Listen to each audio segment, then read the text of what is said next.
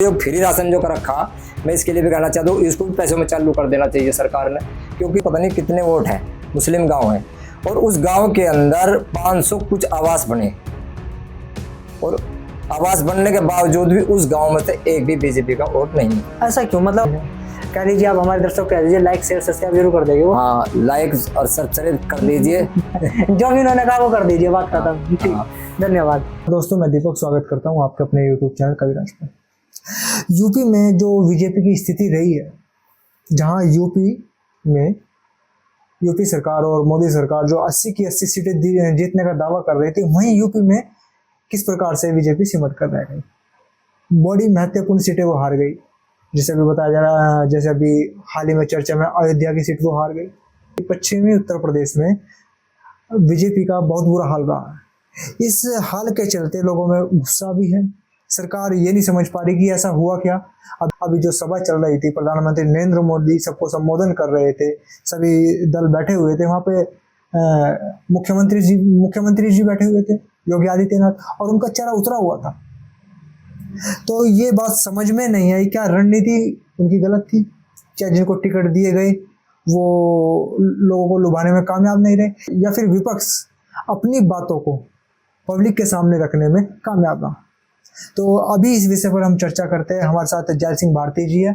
चुनाव में इन्होंने काफ़ी प्रचार किया, चुनाव में घर घर ही गए, इन्होंने लोगों को बड़ी बारीकी से जाना होगा। इनसे पूछते हैं, अगर आप घर घर गए हो, आपने प्रचार भी किया है, तो बीजेपी इतनी कम सीटें क्यों यूपी में लेकर आई? देखिए दीपक जी, पहले तो आपका धन्यवाद, आपका चैनल का भी धन्यवाद, और आप इस बारे में जानकारी लेने के लिए आए हैं, इस बारे में भी आपका बहुत बहुत धन्यवाद। देखो, मैं ये कहना चाहता हूँ कि मोदी और योगी जी ने किसी चीज़ में किसी के लिए कोई कमी नहीं छोड़ी। नहीं, बात योगी मोदी की नहीं है, बात अगर योगी मोदी की होती तो जीत जाते। आपकी बार जो चुनाव था वो मोदी के चेहरे पर नहीं था, प्रत्याशी के चेहरे पर भी था। और ये बात माननी पड़ेगी आपको, जो सीटें महत्वपूर्ण सीटें, कैराना लोकसभा की जो सीट थी वो हारी, मुजफ्फरनगर की सीट हारी, और ये आपकी सहारनपुर की सीट हारी। लोगों ने विरोध किया, लेकिन सरकार कहीं ना कहीं ये बात समझने में नाकामयाब रही कि जिसने उन्हें टिकट दिया है या लोगों के बीच उनकी क्या भ्रांतियां फैली है, वो उसको कामयाब नहीं रही। तो इस पर क्या कहेगा? इस पर हम यही कहें कि हमारे कार्यकर्ताओं की थोड़ी कमियां रही हैं। तो जो है ना, कुछ जो है ना, जो हमारे मोदी जी की भी अभी सूचना गई थी, जो हमारे योगी जी भी गए थे, कुछ जो है ना सीटों के बंटवारे को लेकर जो है ना उन्होंने बात रखी भी थी, कुछ उनकी बात को मानना नहीं गया। तो इसमें मैं कहना चाहता हूँ कि जो उनकी बात मान ली जाती आज तो जो है इतना नुकसान नहीं उठाना पड़ा था। प्रधान किसकी बात मान ली जाती?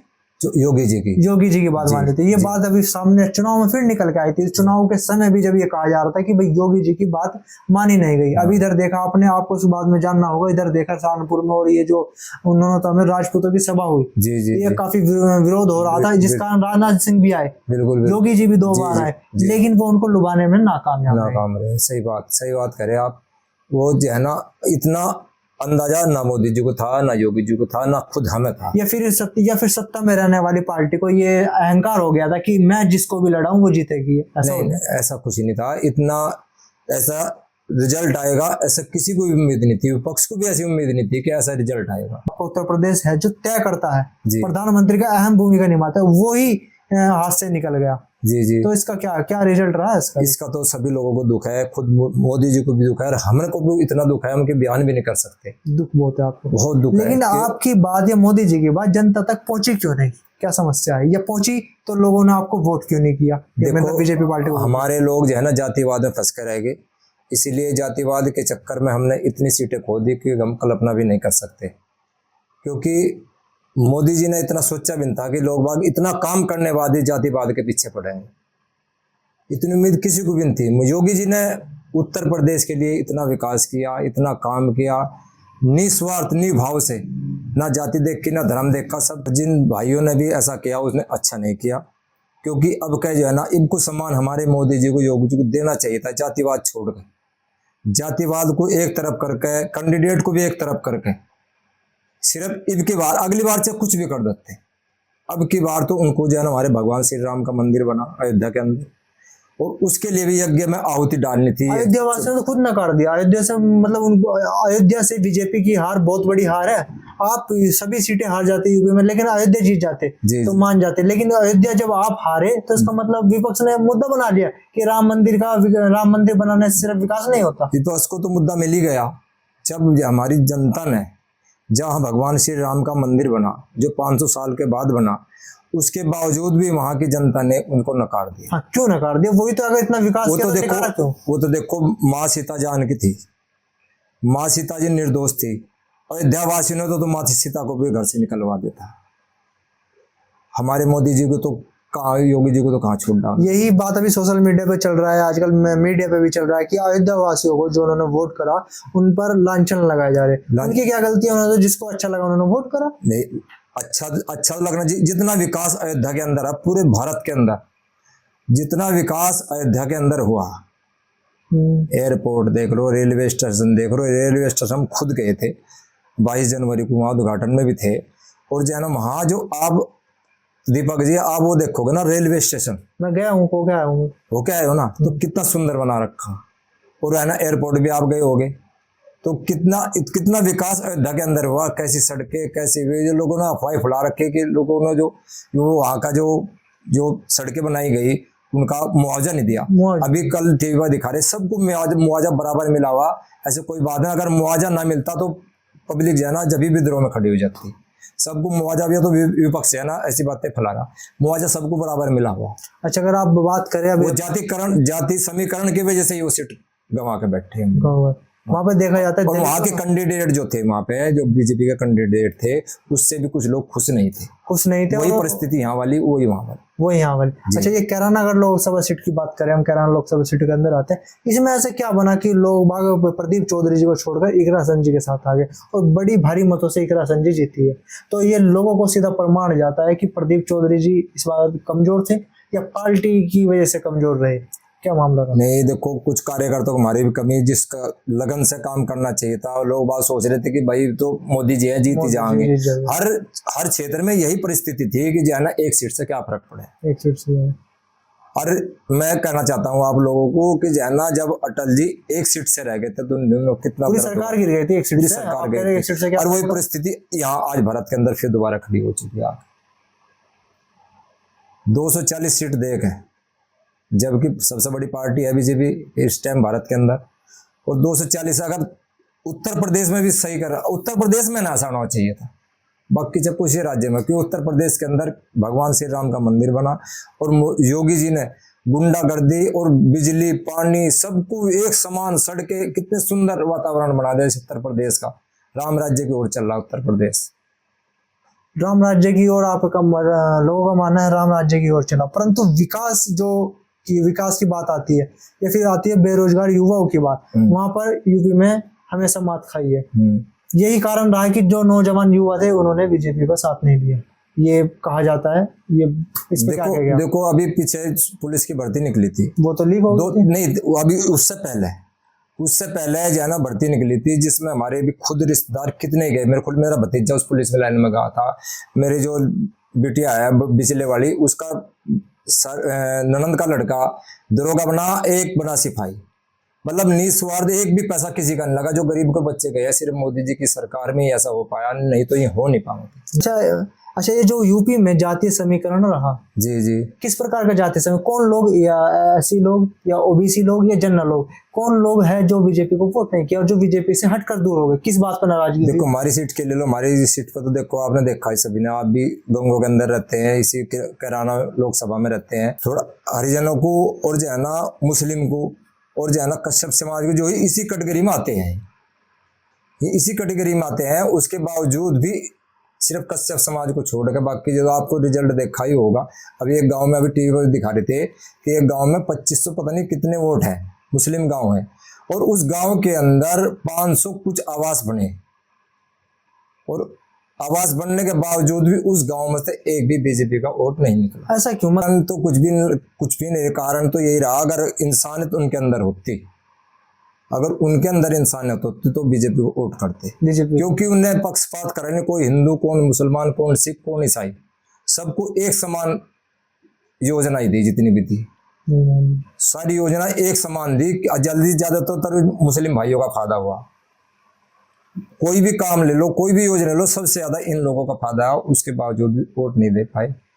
पता नहीं क्या कारण रहा, क्या नहीं कारण कैराना लोकसभा सीट पे क्या जातीय समीकरण रहा? करना लोकसभा में भी ऐसा ही रहा। ऐसे ही रहा। और ये अगर हम सहारनपुर की बात करें, फिर वहाँ पे राघव लखनपाल जी बहुत, मैं तो पूरे यूपी की बात कर रहा हूँ, यूपी की बात कर रहे हैं। जी, पूरी यूपी में यही स्थिति रही है। पूरी यूपी में ये स्थिति। हाँ। तो अगर आप देखा, अब तो सरकार खैर बना लिया, कल प्रधानमंत्री नरेंद्र मोदी जी शपथ लेंगे, लेकिन जो फैसले के बारे में कहा जाता था कि अगर नरेंद्र मोदी फुल बहुमत से, अगर पूरे प्रचंड बहुमत से आएंगे, 400 पार कर लेंगे, तो संविधान बदल देंगे। ये बात ये तो बात अफवाहें उड़ाई गई थी, कोई संविधान तो कोई मतलब नहीं था इसका।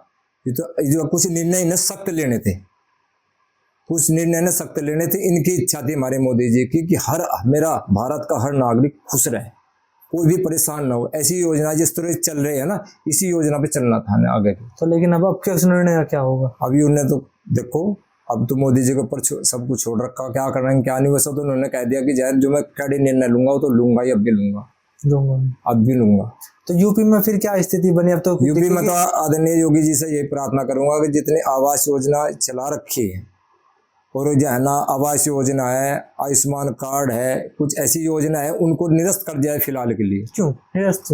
क्योंकि जो है ना, जो लोगों ने रिजल्ट दिया उसको कुछ ना कुछ मिलना चाहिए, उसका नजारा उनको, क्योंकि उन लोगों को मिलना चाहिए। तेल पर कम कर दो, बिजली का बिल कम कर दो, है ना। और मतलब जो आप पर्टिकुलर एक व्यक्ति को दे रहे हैं, या फिर या किसी विशेष को दे रहे हैं, या फिर सहायता प्रदान कर रहे हो, वो सभी में बांट दी जाए, है ना? आपका कहना है बिल्कुल बिल्कुल सभी में बांट दी जाए। जो बीच का तबका है उसको भी इस चीज से लाभ मिलेगा, और जो गरीब है उनको भी लाभ मिलेगा।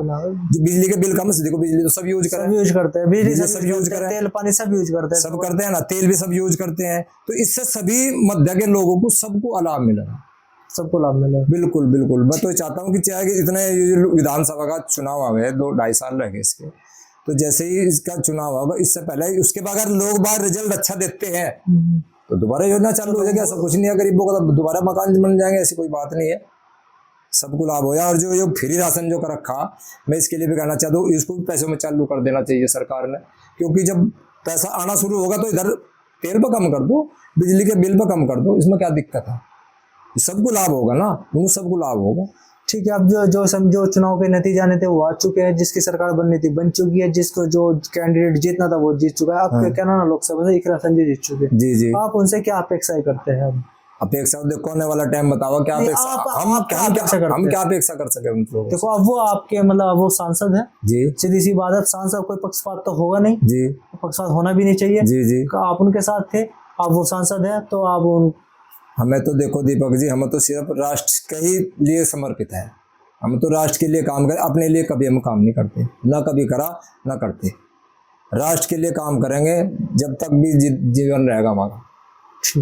हम अपना कोई स्वार्थ नहीं है, तो बहुत जनता का स्वार्थ है। जनता का काम होने चाहिए, जनता को भी सोचना चाहिए, जिसने काम किया है, जिसने इतने हेल्प की है, जो नीचे से उठाकर ऊपर बैठा दिया सबको। आज मैं देखो विदेशों में मोदी जी का डंका बज रहा है, ये सभी भारतीय, जितने भारतीय है ना, उनका भी स्वाभिमान जागता है इस चीज से। अच्छा, ये जो अभी राहुल गांधी जी की अगर हम बात करें कांग्रेस पार्टी की, तो कांग्रेस पार्टी कहाँ थी और कहाँ पहुंच गई, इस पे क्या कहना चाहिए? राहुल गांधी जी पे क्या कहना चाहिए? अब राहुल गांधी जी कहाँ से कहाँ थी, ये तो अब 10 साल से तो सिर्फ 100 तक भी पहुंचे नहीं। अगर आप बात कही जाए तो अमेठी में स्मृति जी हारी, रायबरेली से और वायनाड से, दोनों जगह से वो जीते। जी जी जी। तो ये जो कांग्रेस का ग्राफ बढ़ रहा है, तो ये दर्शाता है कि बीजेपी का ग्राफ बढ़ रहा है। देखो दीपक जी, देखो विपक्ष जब इकट्ठा होगा तो एक शेर को जाना, कुछ ना कुछ तो नुकसान जरूर होगा। जब चारों तरफ से घेर का आदमी खड़ा हो जाए, फिर भी हमारा शेर निकला, फिर भी जहाँ सबसे ज्यादा सीटें लेकर आए हुए, भले ही उत्तर प्रदेश में कम आ गई और राज्यों में बहुत अच्छा रिजल्ट रहा, ऐसी बात नहीं है, और राज्यों में अच्छा रिजल्ट रहा। हाँ। तो अभी आप लोगों ने देखा, हमने बात की, हमने चर्चा की राजनीति पर, क्या व्यवस्था रही, क्या मतलब अवस्था रही बीजेपी की यूपी में, किस प्रकार से उन्होंने सरकार बनाई, ये कम ज़्यादा सीटें क्यों आई, क्या अपेक्षा रही, तो हमने इस विषय पर चर्चा। दीपक जी देखो, हमारे लोगों की कमी है तो थोड़ी सी है, वो कहावत है, वो उसकी अजय कुमार की फिल्म है कि हमें तो अपनों ने लूटा, अरे गैरों में कहाँ दम था, अरे अपनी भी किस्ती वहाँ जा, वहाँ पानी कम था, वहाँ पानी कम था। तो ये तो अपनों ने ही लूट लिया, अपनों ने ही मार दिए। जोगी जी को तो बस मैं बता भी नहीं सकता, बयान भी नहीं कर सकता, कितना दर्द है। दुख बहुत है। योगी जी की भी यार हमें तो जितना है हमें बता। योगी जी का दर्द तो झलकता है, साफ दिख रहा था जब बिल्कुल बिल्कुल उनका साहस, मोदी जो योगी जी का साहस तोड़ दिया उन लोगों ने, सांस तोड़ दी। साहस बिल्कुल तोड़ दिया। तो अभी आप लोगों ने देखा, हमने चर्चा की राजनीति पर, क्या व्यवस्था रही, यूपी में क्यों हारी, लेकिन सरकार अब फिलहाल मोदी जी की बन चुकी है। अब मोदी जी कल शपथ लेने वाले हैं। अगर आगे के समय में क्या होने वाला है, क्या फैसले लिए जाएंगे, सरकार कैसी चलेगी, ये हम आप देखते रहेगा। इस वीडियो को अगर आप अच्छी लगे लाइक शेयर कमेंट जरूर कीजिएगा और कमेंट बॉक्स में अपनी राय जरूर दीजिएगा। और मैं आपके माध्यम से आदरणीय मोदी जी को तीसरी बार प्रधानमंत्री बनने की हार्दिक शुभकामनाएं देता हूँ, और आपको भी धन्यवाद। कह दीजिए आप हमारे दर्शकों को कह दीजिए लाइक शेयर सब्सक्राइब जरूर कर देंगे वो। हाँ, लाइक और सब्सक्राइब कर दीजिए। जो भी उन्होंने कहा वो कर दीजिए, बात खत्म। ठीक, धन्यवाद।